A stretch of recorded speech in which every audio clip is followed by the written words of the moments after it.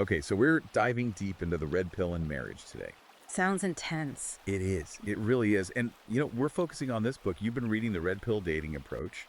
You had a ton of notes and highlights about covert contracts, Yeah, that was a big one for me. right? Those unspoken expectations.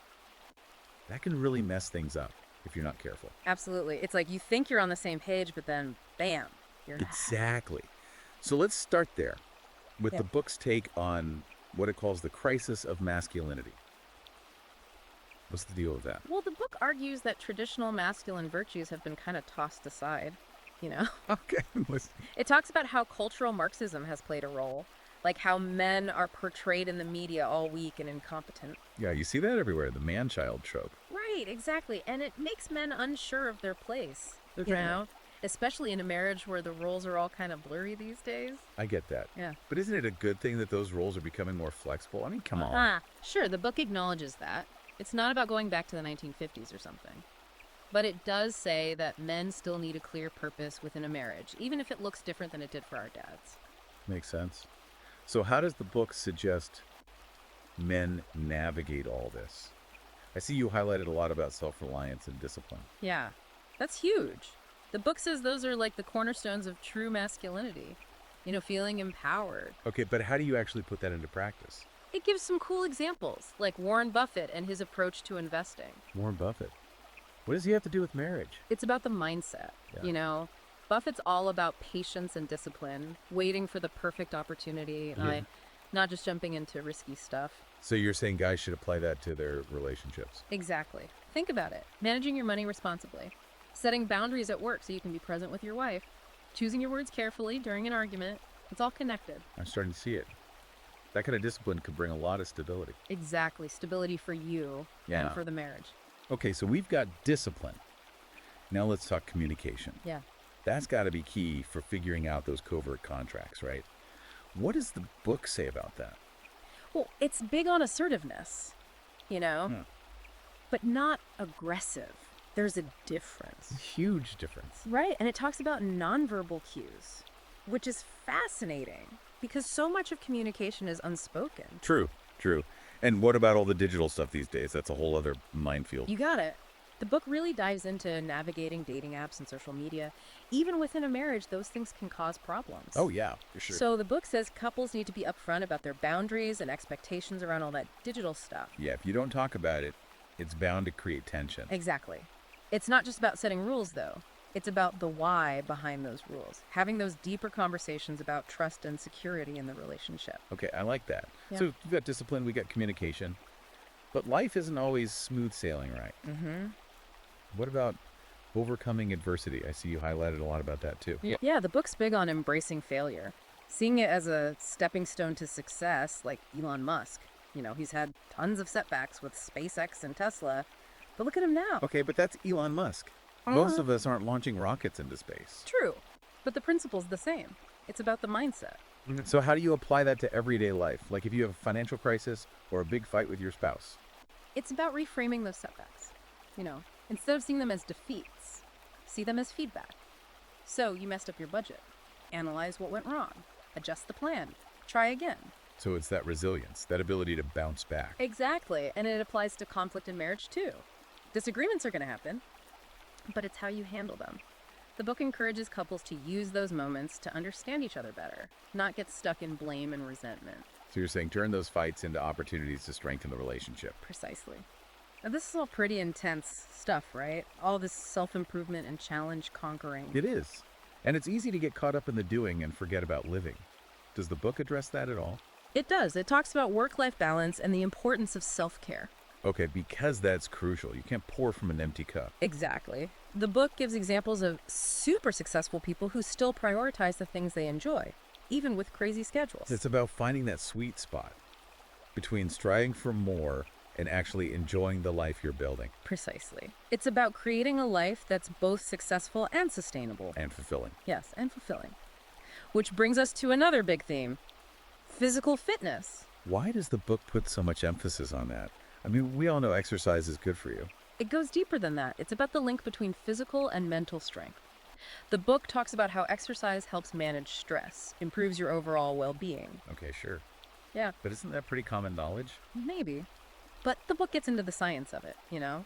How exercise reduces stress hormones and releases endorphins. Right, those feel-good chemicals. Exactly. It can seriously impact your mood and even your brain power. So it's not just about looking good, it's about feeling good too. And when you feel good physically and mentally, you're better equipped to handle everything life throws at you. Including those relationship challenges. Exactly. It's all connected. I see that now. It's like this positive feedback loop. Taking care of your body strengthens your mind, Right. which then strengthens your relationship. That's the idea. Okay, so we've covered a lot.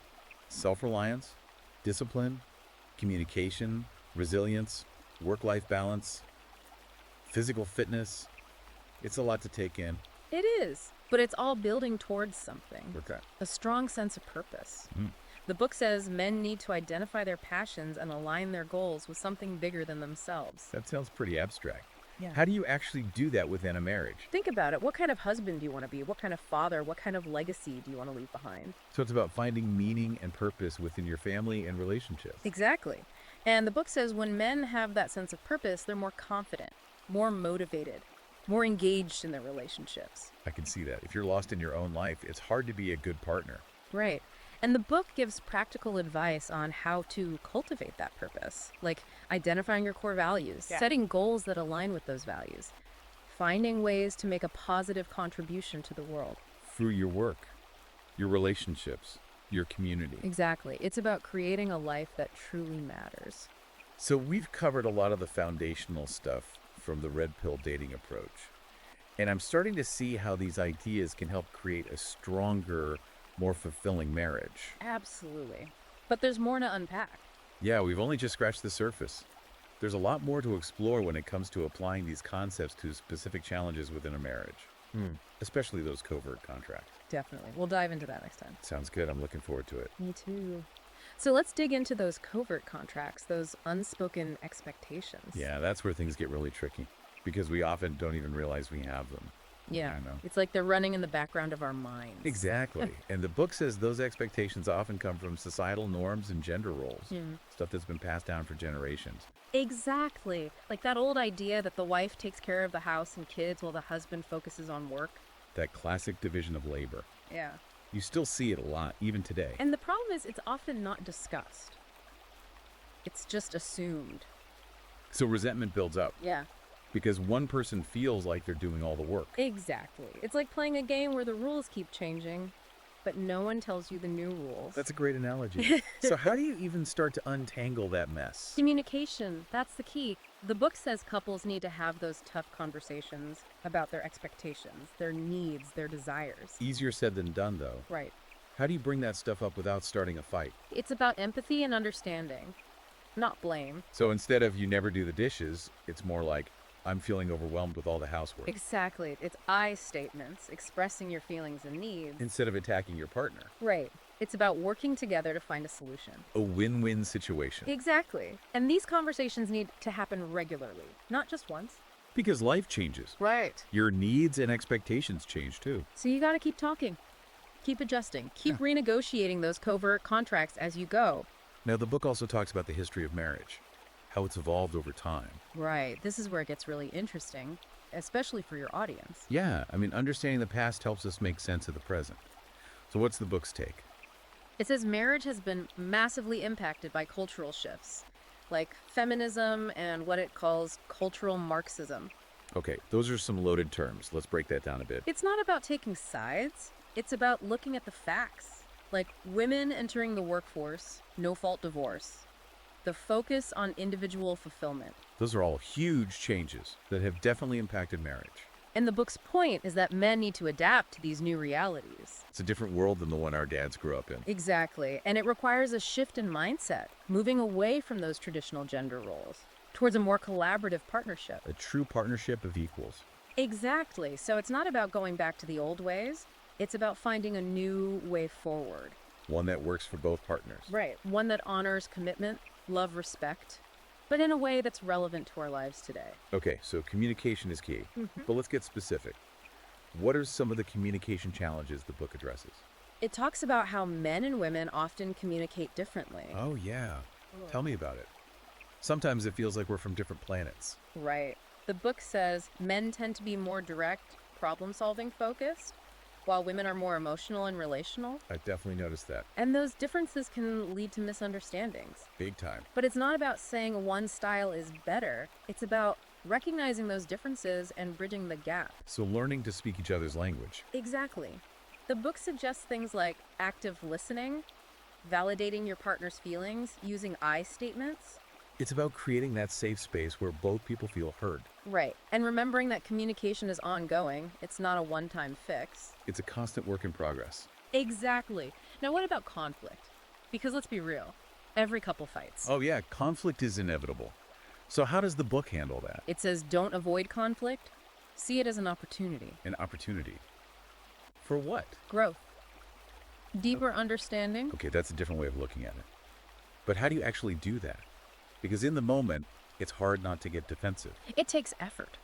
The book suggests taking a time out to cool down, really listening to your partner's perspective. Instead of trying to score points. Exactly. And using those I statements again. To express yourself without attacking. Right. It's about finding a solution that works for both of you. Not about who's right or wrong. Exactly. It's about strengthening the relationship. So what about those times when you've tried all that and things still feel off? Like the relationship is stuck. The book talks about that too. It says you got to keep the spark alive. That's a tough one. Especially after years together. Right, but it's not about recreating the honeymoon phase. It's about finding new ways to connect, to appreciate each other, to keep things exciting. So being intentional about the relationship, not just coasting along. Exactly. The book suggests date nights, new activities expressing appreciation, physical intimacy. It's about making the effort to keep that connection strong. Exactly, because a good relationship takes work, but it's so worth it. Okay, so we've covered a lot. Covert contracts, communication, conflict, attraction. It's clear that building a strong marriage is a journey, It is, but it's a journey worth taking. and the book offers a lot of hope. It says when both partners are willing to put in the work, marriage can be incredibly fulfilling. It's about creating a partnership based on mutual respect, love, and a shared commitment to growth. That's beautiful.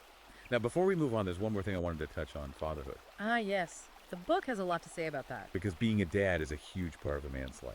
It is. The book says it's a fundamental aspect of masculinity. And it's about more than just providing financially. Right. It's about being a role model, Oh. a mentor, Yeah. a guide. Showing your kids what a good man looks like.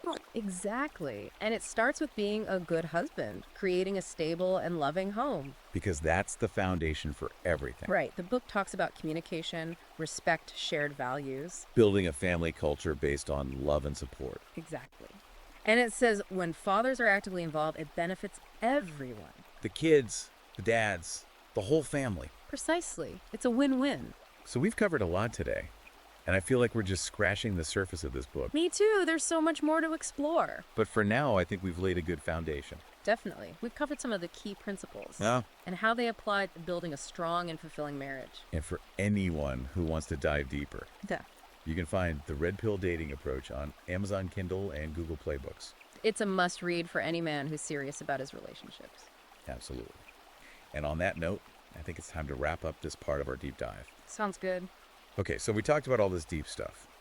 But something I think a lot of guys struggle with is confidence, you know? Especially when it comes to dating and relationships. Does the book talk about that? Oh, yeah, for sure. It's got a whole section on building confidence. But how? Like, what's the approach? Is it all those cheesy affirmations? Nope, not even close. It's way more practical. It starts with understanding your own value. Like, what do you bring to the table? Okay, I see that. But how do you actually figure that out? The book says identify your strengths, Yeah. your skills, your accomplishments, big and small, you know? Like a personal inventory. Right. Exactly. It's not about bragging. It's about recognizing what you have to offer. So you're saying if you don't value yourself, no one else will. Exactly. Self-worth is the foundation of true confidence. But that comes from within. Right. And then the book talks about setting goals, pushing yourself outside your comfort zone, developing your social skills. So it's a combination of mindset and action. Exactly. And it takes time. Confidence isn't built overnight. It's a process. It is. Now, here's something you might not expect. A whole chapter on style and grooming. Wait, what? Seriously? I thought this was a red pill book. It is, but it says taking care of your appearance is a form of self-respect. So it's not just about looking good. It's about feeling good. Right. and projecting confidence. Makes sense. So what kind of advice does it give? Everything. Developing your personal style, grooming tips, finding clothes that fit well. So looking sharp, basically. But it's deeper than that. It's about finding a style that feels authentic to you, that makes you feel good about yourself. I like that because Yeah. when you feel good, you project that confidence. Right. You attract people, you get noticed. So it's all connected mindset, actions, appearance, Yeah. like a whole package. Exactly. And that's what this book is really about. It's not just about techniques and tactics. It's about developing a whole new way of being. A philosophy of life almost. Yeah, you could say that. And it's I- about applying that philosophy to your relationships. Building a strong marriage based on respect, shared values, and a commitment to growth. Exactly. It's about becoming the best version of yourself. And finding a partner who wants to do the same. Right. It's a journey, but it's worth it. Well, this has been a fascinating deep dive. I've learned a lot, Yeah. and I think anyone listening can take something away from this. Definitely. This book is packed with insights. So if you want to learn more about the Red Pill dating approach, you can find it on Amazon Kindle and Google Play Books. It's a game changer, for sure. Thanks for joining me on this deep dive. It's been a pleasure. Likewise. Until next time.